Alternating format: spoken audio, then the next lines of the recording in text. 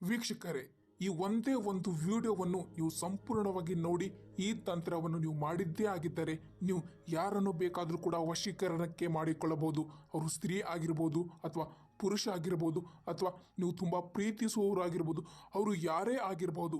ಕೇವಲ 12 ಗಂಟೆಯಲ್ಲಿ ಆ ವ್ಯಕ್ತಿ ಸಂಪೂರ್ಣವಾಗಿ ನಿಮ್ಮ ವಶಕ್ಕೆ ಆಗುತ್ತಾನೆ ವೀಕ್ಷಕರೇ.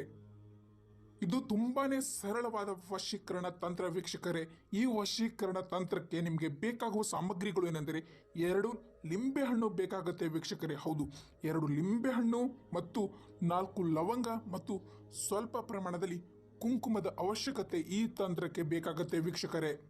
ಇದು ತುಂಬಾನೇ ಪವರ್ಫುಲ್ ವಶೀಕರಣ ತಂತ್ರ ವೀಕ್ಷಕರೇ. ಒಮ್ಮೆ ನೀವು ಇದನ್ನು ಮಾಡಿದ್ದೇ ಆಗಿದ್ದರೆ ಆ ವ್ಯಕ್ತಿ ಸಂಪೂರ್ಣವಾಗಿ ನಿಮ್ಮ ವಶಕ್ಕೆ ಆಗುತ್ತಾನೆ ವೀಕ್ಷಕರೇ.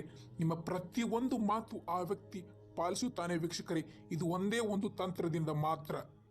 ನೋಡಿ ವೀಕ್ಷಕರೇ, ಈ ವಶೀಕರಣ ತಂತ್ರವನ್ನು ನೀವು ಶುಕ್ರವಾರ ದಿನದಂದು ಮಾತ್ರ ಮಾಡಿಕೊಳ್ಳಬೇಕಾಗತ್ತೆ. ಹೌದು, ಮಾಡುವಂಥ ವಿಧಾನ ಈಗ ನಾನು ನಿಮಗೆ ಸಂಪೂರ್ಣವಾಗಿ ತಿಳಿಸಿಕೊಡುತ್ತೇನೆ, ಬನ್ನಿ ವೀಕ್ಷಕರೇ.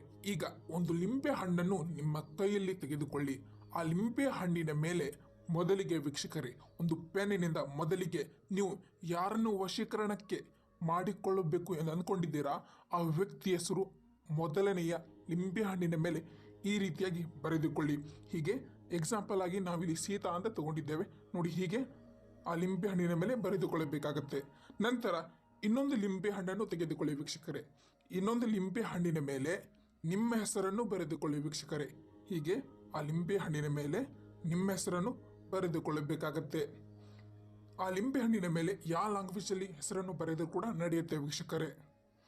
ಈಗ ವೀಕ್ಷಕರೇ, ಈಗ ಲಿಂಬೆ ಹಣ್ಣಿನ ಮೇಲೆ ಹೆಸರನ್ನು ಬರೆದ ಆದ ಮೇಲೆ ಈಗ ಆ 2 ಲಿಂಬೆ ಹಣ್ಣಿನ ಮೇಲೆ 2 ಲವಂಗವನ್ನು ಆ ಲಿಂಬೆ ಹಣ್ಣಿನ ಮೇಲೆ ಇಟ್ಟುಕೊಳ್ಳಬೇಕಾಗತ್ತೆ ವೀಕ್ಷಕರೇ. ಹೀಗೆ ಆ 2 ಲವಂಗವನ್ನು ಒಂದೊಂದು ಲಿಂಬೆ ಹಣ್ಣಿನ ಮೇಲೆ ಇಟ್ಟುಕೊಳ್ಳಿ ವೀಕ್ಷಕರೇ. ಈ ರೀತಿಯಾಗಿ ಹೀಗೆ ಇಟ್ಟಿದ ಮೇಲೆ ಈಗ ಮುಂದೆ ಏನು ಮಾಡಬೇಕಪ್ಪ ಅಂದರೆ, ಈಗ ನೋಡಿ ಒಂದು ದಾರವನ್ನು ತೆಗೆದುಕೊಳ್ಳಿ ವೀಕ್ಷಕರೇ. ಹೌದು, ಆ ದಾರವನ್ನು ತೆಗೆದುಕೊಂಡು ಆ 2 ಲಿಂಬೆ ಹಣ್ಣಿನ ಸುತ್ತ ಈ ರೀತಿಯಾಗಿ ಆ ದಾರವನ್ನು ಹಾಕಿಕೊಳ್ಳಿ ವೀಕ್ಷಕರೇ. ಹೀಗೆ ಹಾಕಿದ ಮೇಲೆ ಮುಂದೆ ನೀವು ಏನು ಮಾಡಬೇಕಂದ್ರೆ, ಈಗ ಆ ಕುಂಕುಮವನ್ನು ತೆಗೆದುಕೊಂಡು ಆ 2 ಲಿಂಬೆ ಹಣ್ಣಿನ ಮೇಲೆ ಸ್ವಲ್ಪ ಪ್ರಮಾಣದಲ್ಲಿ ಆ ಲವಂಗ ಮೇಲೆ ಈ ರೀತಿಯಾಗಿ ಹಾಕಿಕೊಳ್ಳಬೇಕಾಗತ್ತೆ ನೋಡಿ. ಹೀಗೆ ಕುಂಕುಮವನ್ನು ಆ ಲಿಂಬೆ ಹಣ್ಣಿನ ಮೇಲೆ ಹಾಕಿಕೊಳ್ಳಿ ವೀಕ್ಷಕರೇ. ನಂತರ ಏನು ಮಾಡಬೇಕಪ್ಪ ಅಂದರೆ, ಈಗ ವೀಕ್ಷಕರೇ, ಈಗ ನಾವು ಹೇಳುವ ಈ ಮಂತ್ರದಿಂದ ನೀವು 501 ಸಾರಿ ಜಪ ಮಾಡಿಕೊಂಡು ಈ ಲಿಂಬೆ ಹಣ್ಣನ್ನು ನೀವು ತಂತರಿಸಿಕೊಳ್ಳಬೇಕಾಗತ್ತೆ ವೀಕ್ಷಕರೇ. ಆ ಮಂತ್ರ ಹೀಗಿದೆ ನೋಡಿ ವೀಕ್ಷಕರೇ.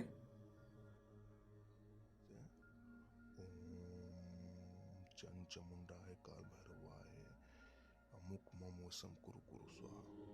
ವೀಕ್ಷಕರೇ, ಮಂತ್ರದಲ್ಲಿ ಅಮುಕ್ ಎಂಬ ಪದವನ್ನು ತೆಗೆದು ಆ ವ್ಯಕ್ತಿ ಹೆಸರನ್ನು ಹೇಳಿ ಈ ಮಂತ್ರವನ್ನು ಜಪ ಮಾಡಿಕೊಳ್ಳಬೇಕಾಗತ್ತೆ ವೀಕ್ಷಕರೇ. ಇದು ನಿಮಗೆ ಜ್ಞಾಪಕದಲ್ಲಿ ಇರಲಿ.